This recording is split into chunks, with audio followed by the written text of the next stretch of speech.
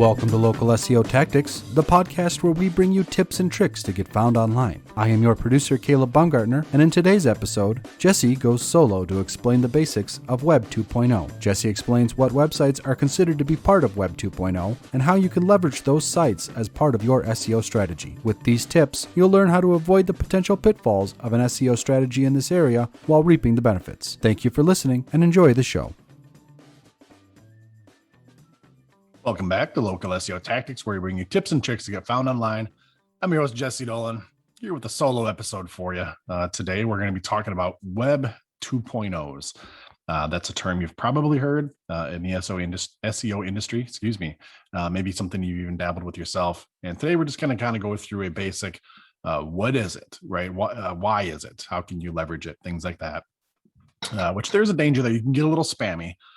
So we are going to talk about, some of the things to avoid and, kind of some history and context within SEO of what Web 2.0s are.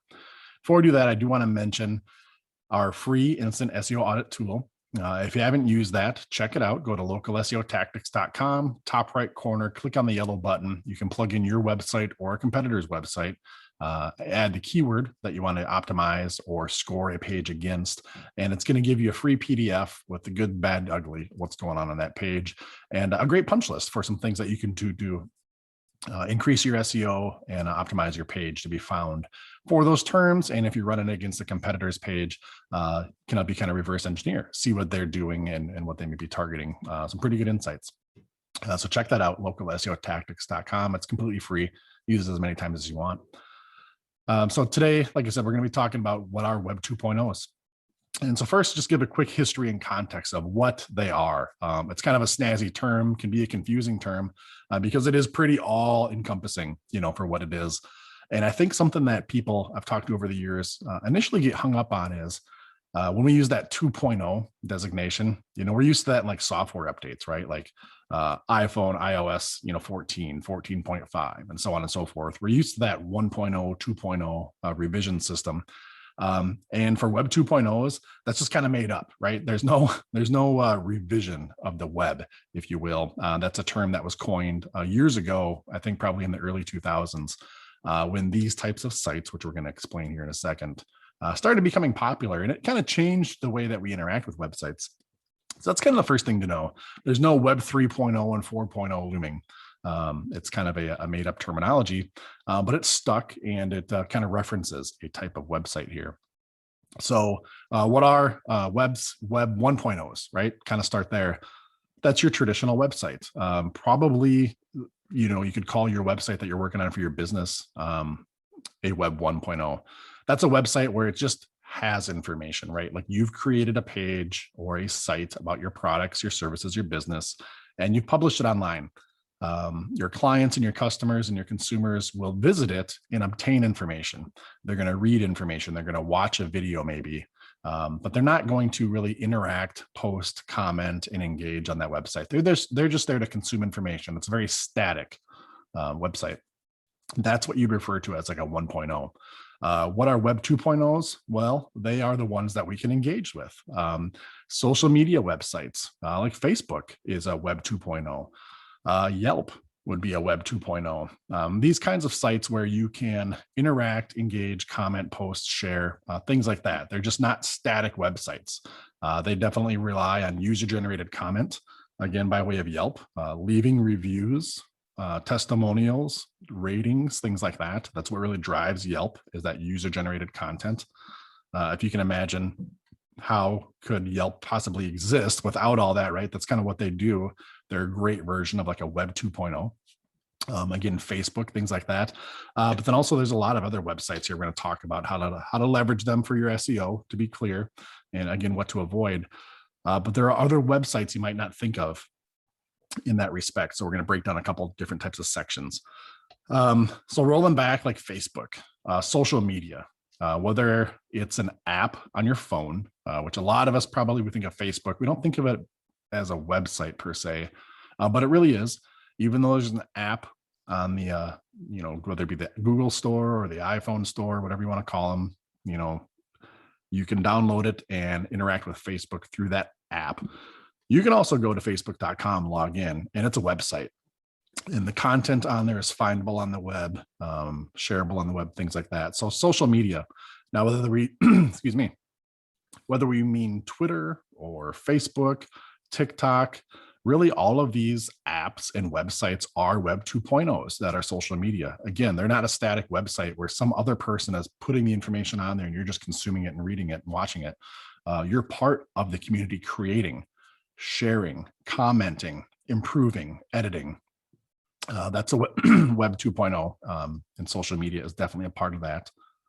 Blogging platforms are a version of a Web 2.0, whether it was Blogger, which was a very popular website to post blogs, WordPress.com, which is not like the WordPress that you would use to create and publish your website on your own .com. WordPress.com, you can kind of have your own website within that WordPress community, post a blog, things like that. Wikipedia, wikis of any sort, Wikipedia being kind of the most familiar to all of us, are Web 2.0s. Anybody can really create content, edit content, revise content, things like that on there. Very much an interactive Web 2.0 type of property.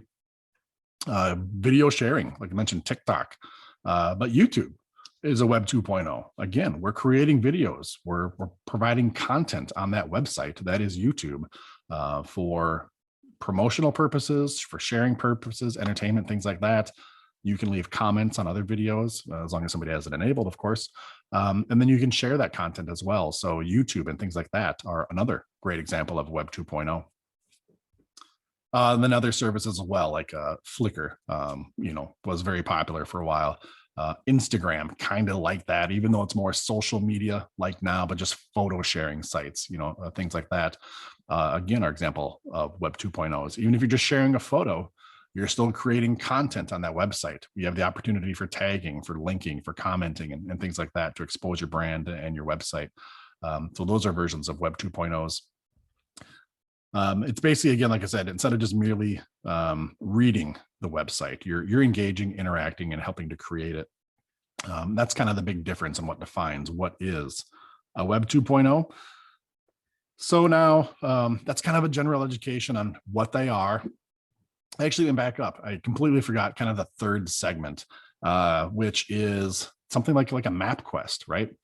There's some functionality there and some utility there, not so much in like reviews like Yelp and star ratings and things like that, but creating your business's profile on MapQuest. So when people go to MapQuest, they can find you and get directions, right? So it doesn't have to be something that's social sharing, but again, just user-generated content, like Manta, different business directories, places where you can list your business, things like that. Those are, again, Web 2.0s.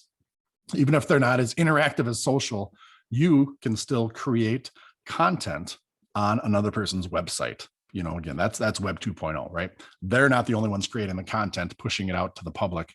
You can be a part of creating content on that domain. If you ever find yourself in that scenario, that's a Web 2.0, if you really distill it down. So are Web 2.0s good for SEO? Yes, they can be. They can also be very bad if you try to manipulate it. Now, there's a lot of people out there listening to this that maybe are heavy into backlinking, PBNs, and things like that to really leverage these Web 2.0s to create backlinks and to feed your website with some authority. That can work and does work, and people have a lot of success with that. It is something that I'm definitely not going to promote and condone and give you tips on doing it, just because if you don't do it the right way, it can be pretty dangerous in the eyes of Google. I'm going to talk about leveraging Web 2.0s, but not in the sense of building up these big link farms and networks like that. So if you want to learn more about that, just Google a topic, and there's plenty of people out there talking about how to do that for you. We're going to talk about something a little more organic and stable here. So why are Web 2.0s good for SEO? Well, one, they generally tend to be pretty authoritative websites. Again, you think about a Facebook.com or a YouTube.com. Those are good, trusted websites by Google, when I say trusted. And so content that's on those are going to get noticed. And, if you're getting a link from an article or from a video, things like that, it's generally going to carry some weight, and you're going to have a viable backlink, an authoritative backlink. So they're good for that, for their authority. They're also really good because, quite frankly, they're easy to use. All you have to do is have an account and post something or share something, and you're going to get some value. Even if you don't get the backlink value, not every single one of these is going to link back to your website with a do follow link and give you kind of that link juice, so to speak. But still, if you're putting your name, your address, your phone number, your business entity, context to what you do, you're still feeding the database and the file cabinet of Google with information about your company. And it's going to be relevant, even if you're not getting that direct backlink. But if you're on a website where it does allow you to place a backlink, again, if it's a WordPress.com or some of these other ones, you can not only place a backlink, if you may be writing an article or a piece of content, you can pick your anchor text to have a very good backlink pointing back to your website from this authoritative domain with keywords in your content and your anchor text being a keyword that links back to your website. So they're super easy to use to create those types of links. Even if some of these aren't extremely authoritative, like a Facebook or a YouTube, if it's some lesser known website that we'd consider this Web 2.0, there's still value in creating information, a listing, kind of depends on what the website is. But putting your information out there and linking back to your website, there's still going to be value, unless it's something shady or illegal, or, you know what I mean, on the margin, on if you should even be visiting it. If you feel like you got to purge your browsing history, after creating content on a Web 2.0, don't go to that Web 2.0. Stick with the stuff that's above the board and trusted. It's really going to come down to ROI in your time. If it takes you 5 minutes or 3 hours to do this, I would kind of have that be a threshold on if you're going to pursue that or not. But in general, if you have a spot online on another website that you can create some content to share your brand, share your links, share your content, things like that, it's going to be a good thing for you. And Web 2.0s are inherently easy to use in that regard. Another kind of good benefit and reason to use Web 2.0s is not only are they going to either give you those backlinks or help feed the database of Google for more information about who you are, there's a chance the content you create on these Web 2.0s can actually rank in its own right. So you're maybe for a certain topic, your website is ranking, and then underneath you, or maybe even on top of you, is that article that you posted on a Web 2.0 site. People have another chance to kind of get to your business through that link, through that article, through that website. But then also that's one more spot that you're taking up that one of your competitors is not going to be on that page, right? So multiple reasons there too, not just for the actual SEO link juice, things like that, however you want to say it. But the fact that this content itself can actually rank and be a benefit to you as well is a great, I'd say byproduct, because that's not maybe your actual intent. Because if you're doing this, you're not trying to get content on that platform ranked. You're trying to benefit your website. But again, why not go ahead and do it? You have two great reasons there to be able to do it. In that regard, here's a couple quick examples for you of Web 2.0s where you can do just that. Not so much just share your listing like a Yelp or a MapQuest, but actually create content and articles and share them to be found and published and linking back. Like I mentioned earlier, WordPress.com is definitely one of them. Where you can kind of have your own little mini website. And, if you want to create multiples of those that are niche-y down in a certain category or topic or service and create content relevant to that and link them back to your website, that's a way to kind of silo some of those, if you will. Along the same lines with WordPress is Weebly, Weebly, and Wix. Also great spots for you to just create a light and usually free website to put some content out there. In none of these cases would I be doing this as like your primary page and site for your business. Again, this is how to leverage Web 2.0s to benefit your website. In addition, there's two other ones for examples. And if you want more, just Google Web 2.0 sites or best Web 2.0s, things like that. You'll find a ton of this stuff online. But two other ones that are kind of interesting is instructablescom. It's pretty popular. A lot of you out there are probably familiar with it when I say that. Again, you can create an article or a how-to guide to show a process, how to create something or modify something or things like that. Awesome, spot. Again, very authoritative and relevant for certain DIY projects or different services and products. So if you can create something on Instructables, great. You're going to be providing content and information about your company, but also if you do a really good job, that thing is going to rank and be shared and catch some attention on its own within Instructables and just help you build your brand and again, get that real estate and get that authority that way. And in the same way, not so much like from an instruction-based standpoint, but sharing and creativity, mediumcom is another one for creating content, sharing it, and having it be found straight within that platform too, to link back to you and for eyeballs to follow and get on your company.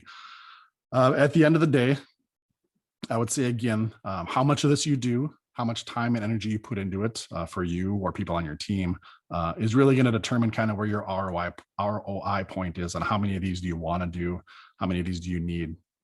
But definitely leverage them and have this be part of what you do for a strategy. There's just too many reasons to not do it. And you're going to get found and get some traction there. One caveat and asterisk, again, is don't be spammy. Don't do this with directories or websites or listings that are just completely tangential to your business that have nothing to do with it. If you're a home service provider, don't be putting stuff on graphic design websites necessarily. I mean, have that be way down the list at least, and don't overdo it. There is, everything in moderation, right? You can overdo this and it can be a negative impact for your website.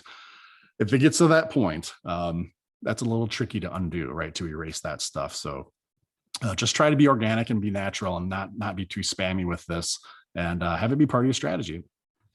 So hopefully that helps you guys out. We get asked about Web 2.0s quite often. What are they?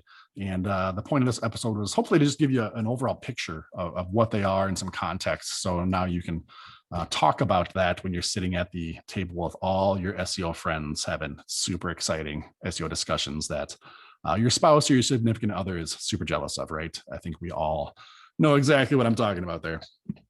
At any rate, back to being serious. I want to read our 5-star review here for this episode. I've got a great review from Clint Sanchez. Shout out, Clint. We've collaborated on a few communications. Clint has sent in some questions that we've answered with Sue on some of those episodes, and just been a great listener, audience member, and interaction, Clint. So thanks for leaving us this review on top of everything else. Clint says, I'm a digital marketer and a web agency owner in Baton Rouge, Louisiana, who just discovered this podcast. This is a little bit old, this review, by the way. Who just discovered this podcast, and I am blown away. I can't eat these episodes quick enough. These guys are brilliant and offer awesome actionable tips for SEO.